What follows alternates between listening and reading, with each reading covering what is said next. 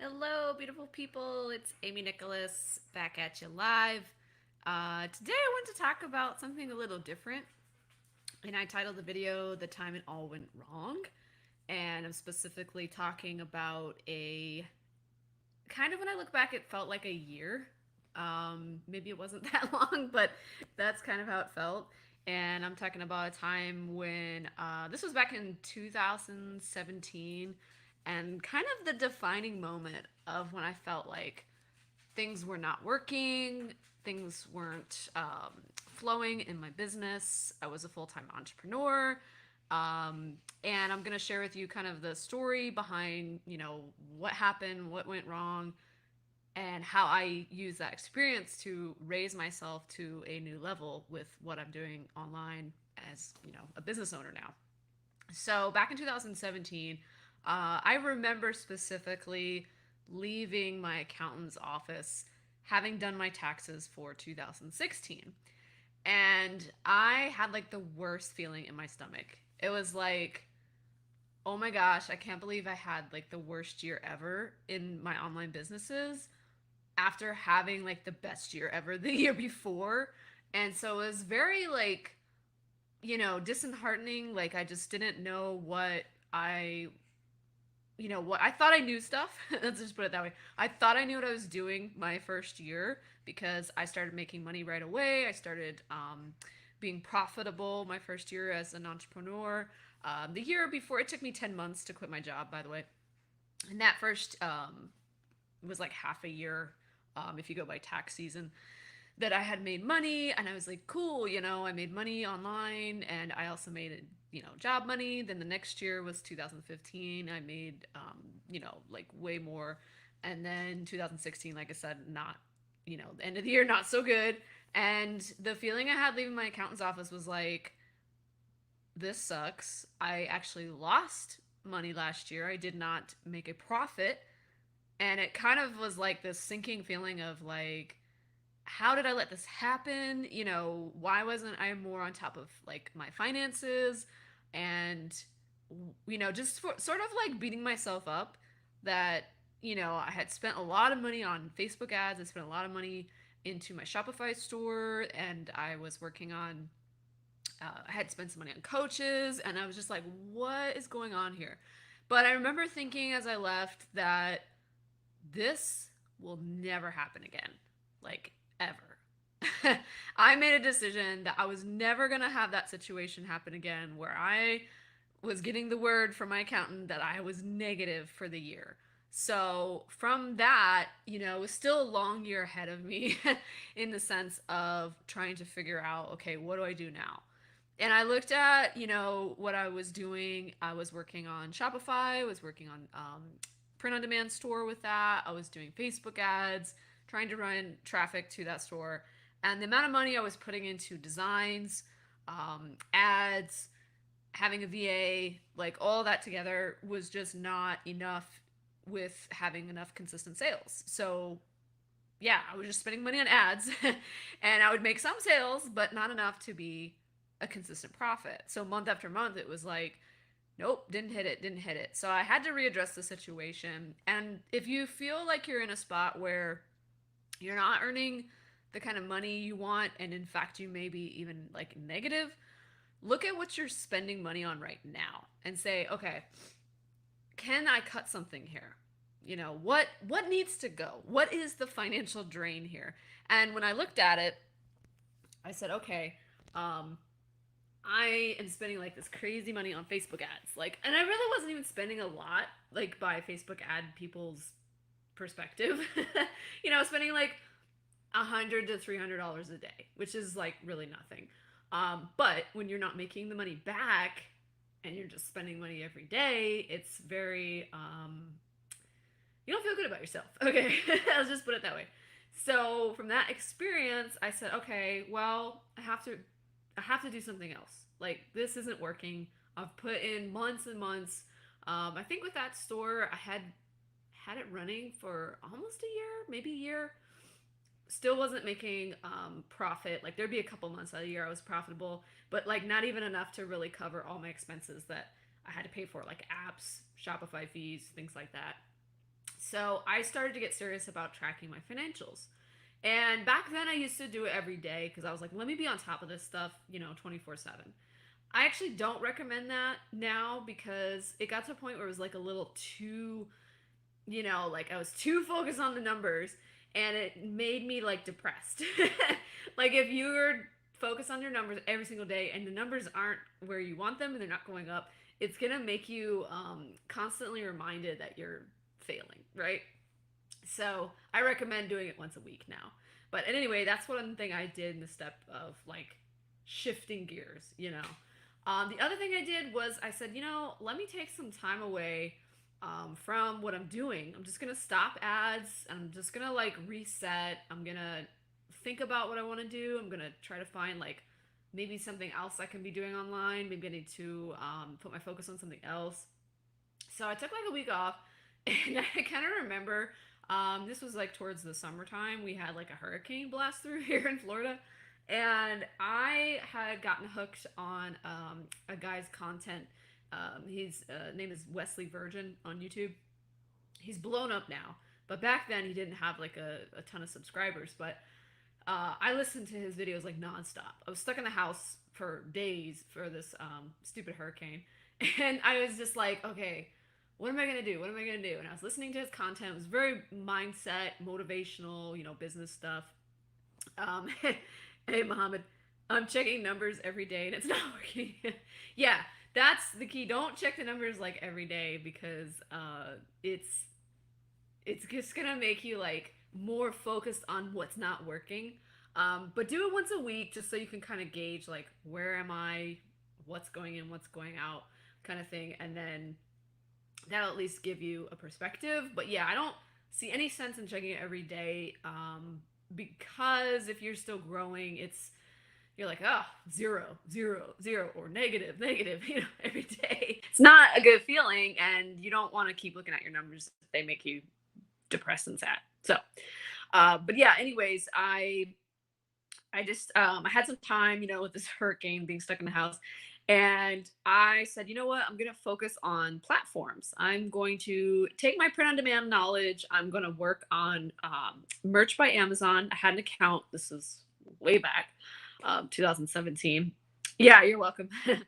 And so I had an account with that. And I hadn't started KDP at all because KDP wasn't KDP yet. It was CreateSpace. The CreateSpace was around, but I hadn't started publishing low content or no content books yet. So I was just focused on merch. And I said, let me build up this merch by Amazon thing. I'm gonna get an account on Redbubble, TeePublic. I got to use this print on demand stuff for something, right? And I had all these t-shirt designs from my failed Shopify store, and I said I will use those designs because I got hundreds of them. And the funny thing was, like, because I shifted gears and I got into a new place, like mentally, and I started to look for things to be grateful for because I was learning from my mentor. And it was like, think of like what you have that's good in your life. And even like if things aren't working, you still have things that are in your life. I had a home, I had a husband, he was supportive. Like, I felt terrible, to be honest, that I was like not making money. I was not profiting. And, but he was still like supportive. He had a full-time job. And so it wasn't like we were on the streets or anything. But, it was like, I got to get my stuff together. So I started to kind of change my mindset and start thinking differently about things. I said, maybe this, period of my life has happened because I am supposed to shift gears. I'm supposed to be doing something else. So I was willing to accept that. And I was willing to look at things in a different way. And I said, even though I spent all this money on coaches, like $10,000 probably on coaches by that point, more than that, actually, I was like, okay, maybe it didn't directly impact me right when I took the coaching. Like, it wasn't like, oh, I took the coaching for, this print on demand coach or this Facebook ads coach. And then boom, instantly, my business was successful. It wasn't like that. But I said, I'm going to use the information that they taught me and I'm going to make it work. I don't know how, but it's going to get, its money's worth, basically. So I took that information and I started to kind of put it in the back of my mind, but I kept thinking about how I could improve my print on demand based upon what I had learned from that. And lo and behold, Merch by Amazon was not saturated at the time. It was new. I was able to take these failed t-shirt designs, never sold on Facebook ads and my Shopify store, sold on merch. And I was like, oh my gosh, like I had these just sitting on a hard drive doing nothing, you know, weren't selling anything. And I put them up on merch. And like back then, you know, you could put stuff up and it was visible easily. There wasn't millions of shirts available. But, you know, I started selling things right away. And I was like, wow, you know, this is cool. And I got excited because every week, you know, my sales were growing over there. So I was like thankful for that. I said, let me, you know, I'll open Redbubble, T Public. I think I did Teespring as well. And I started putting the designs in other places. And I made some sales on these other sites as well, but nothing like merch. And so I focused on merch more and more. And at the time, I'm pushing, let's see if I remember my dates here. This was kind of into 2018.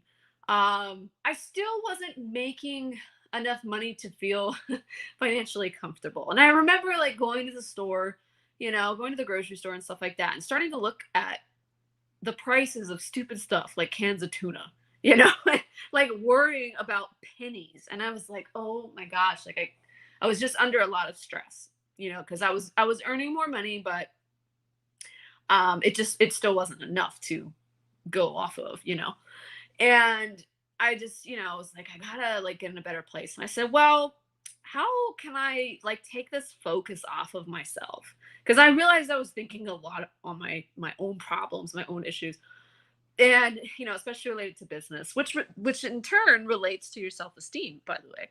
So I said, what can I do that would be of service, would be of value to somebody? And I said, you know, I might not be this great expert at print on demand, but I have been through experiences. I've learned some things that work, some things that don't. And I'm busy working on these businesses every day. So maybe there's some lessons I can share with people that are just starting. So I had the idea that I would do a Facebook Live every day, Monday through Friday. Just get on for like 5, 10 minutes. That's what I told myself. I said, Amy, just get online for like 5 minutes, give a quick tip, peace out, you know, just just get the focus off yourself for like 5, 10 minutes and help somebody, and you know, just do it. Because you know, I knew it would take the focus off of me worrying about my stuff all the time.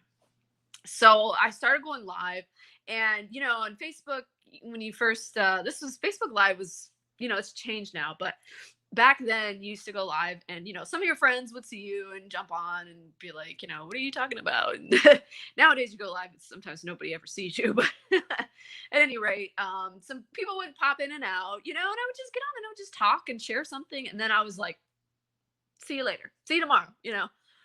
And I said, I'm going to do this every day. I made a commitment. I was going to do it Monday through Friday. And I don't remember exactly what the time frame I told myself, but I ended up doing that for 10 months. Monday through Friday, going live. I eventually figured out how to simultaneously stream to YouTube. That's what I did in the beginning. I did maybe 50 videos or more before I started uploading the recordings to YouTube. And I started building my YouTube channel like immediately just from that, because I had all this content recorded. And so I started to build a following because I was posting in some Facebook groups. I said, hey, you know, I'm sharing this live video in here, just giving value and sharing stuff about print on demand. And people started watching and, you know, jumping in and stuff like that. And I was like, oh, cool, you know. And then I started to have regular people following me. And it was kind of fun because it made it meaningful for me at that point. You know, if you jump on a Facebook Live and nobody shows up, nobody says anything, nobody like interacts, or YouTube Live, you know, you're kind of like, okay, does anybody care what I have to say, right? But when you get on and people start interacting and, you know, asking questions and stuff like that, I was like, oh, this is really cool. So I started to make it more and more fun. I was doing like, you know, just like special episodes. Like if it was my birthday, I'd do something special. And yeah, and then from there, I, you know, fast forward a couple of years because I've been going live in some way, some fashion for, gosh, 3 years now, I think.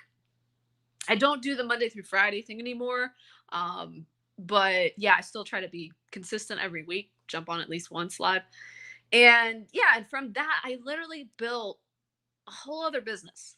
And I want to share with you the reason that I think that that happened was because I started with the intention of just giving value. I said, let me just go live. I'm going to talk about print on demand. I'm going to give a couple of tips. See you later. And people started following and people started asking my opinions about stuff. And I started to see this like gap in the marketplace where people had trouble with research. So I did like a case study video. I had like a merch uh, t-shirt case study video where I showed them one of my best-selling shirts in this video. It was like $10 video. Sold it on Gumroad and I was shocked. Like I was starting to build an email list too at that time, I think through Gumroad. And I was shocked at I sold like 10 or 12 of those videos in a day. And I was like, oh my gosh, it was like new income stream, right? And it was really helpful for people because nobody else was willing to do the stuff I was willing to do. I was willing to go live every day. I was willing to share with people like one of my best-selling shirts, like showing them in the video and explain why I believed it worked. And I told people in the video, I said, there's no sense in copying it because it's not winning anymore. It's not like selling like it did anymore. Of course, people did, but whatever. They had to pay $10 to see it. So, like I said, that gave me ideas for helping people in that community. And I hope you get the takeaways from me like failing terribly, being negative 1 year in business, to making the decision that I would never go through that experience again. I would never walk out of my accountant's office saying, I can't believe I lost money last year. I said, this will never happen again. And it hasn't. And I used that experience and I said, I can look back and I can see the trend of what went wrong here. Not only was I not tracking my finances properly, hoping and wishing things were going to work out, was overspending on things. I was not doing my due diligence financially. But before that had happened, I was heavily reliant on Amazon's Kindle Direct publishing platform. I was publishing ebooks, and that was my sole source of income. I back then I coached a few people. I had a little bit of income from that. How to do ebooks and stuff like that, and I was really doing well publishing ebooks. But that was my thing. That was all I had. And when the ebook platform changed, out went from under me that source of income. I still made a little bit per month, but it was like a fraction of what I had been making because they decided to change all the rules. So lesson learned, don't put all your eggs in somebody else's basket. Okay. I'm not saying don't put all your eggs in a basket because I do think you need to focus on one thing, but don't put all your eggs in somebody else's basket. That being Amazon, that being maybe you're doing TeePublic, Teespring, Redbubble, maybe you do Etsy, whatever it is you're making money online with, eBay, Amazon FBA, whatever. Don't put all your eggs in that person's basket. Okay. So that was one of the things that had led to my downfall. Let's just call it that. The other thing was I remember starting to feel like things were good. I was like making money on the ebooks, and I was profiting. And I was like, yeah, things are working. And in the back of my mind, I started to entertain a thought. And I said, well, I got to milk this for what it's worth because it's going to end soon. And I started to focus on things ending and things not going to be consistent and things changing and the potential of, this will dry up or whatever. It was like the golden years of Amazon Kindle, publishing on there. And because I focused on that, I took my real intention and focus. I took that off of making money, off of growing, off of learning new skills, off of finding new businesses, and I started just working on protecting what I had and becoming very fearful about losing money. And what happens when you get into that state is you invite that to happen to you. And I could see clearly looking back, and in fact, probably in the time it was happening, that I had made that mistake. And I started to think about things going bad or things going wrong or it's too good to be true, that kind of stuff. And if you start to think like that, it will do whatever you're thinking. So don't entertain those kinds of thoughts. Think about things getting better, better and better and better. And that's like a new way of thinking for a lot of people. I know it was for me. But like I said, learning from my mentor and getting a new mindset was like the key, changing that way of thinking and saying, you know what, maybe I'm not making the kind of money I want to right now, but I know everything's going to work out. It's going to work out just fine. And I'll share with you one of the most powerful audios I ever heard in my life that really helped me get through that dark year of 2017. If you go on YouTube and you search "Your Wish is Your Command," Kevin Trudeau, listen to that audio and keep listening to it and never stop, because that's what I've been doing. It's like freaking 13 hours long, something like that. But I would take a walk every day and I would listen to it, and I'd probably get through 30, 45 minutes every day. So it would take me about a week or two to go through the whole thing, but I just kept listening to it, over and over and over. And his way of explaining things and why things happen and why things don't happen for you, good or bad, was really impactful for how I now operate in my life. And really explained to me that, because for years, I had a goal, like a monthly income goal. And I said, it's kind of weird because they talk about this stuff in law of attraction books, right? Like, think about your goal all the time, burning desire, right? But what happens when it doesn't come in and you're like, but I'm thinking about it like all the time? What's wrong? Well, he explained very clearly that there's two sides to the coin. There's thinking about what you want and thinking about the lack of what you want. And I realized that's what I had been focused on. Was I had this income goal and I was focused on not having it. Not having it. It's not here. I'm not earning it. I want to earn it, but I'm not earning it yet. And so you have to get to a point where if you desire something in your life, it's not happening, not happening, not happening, like income.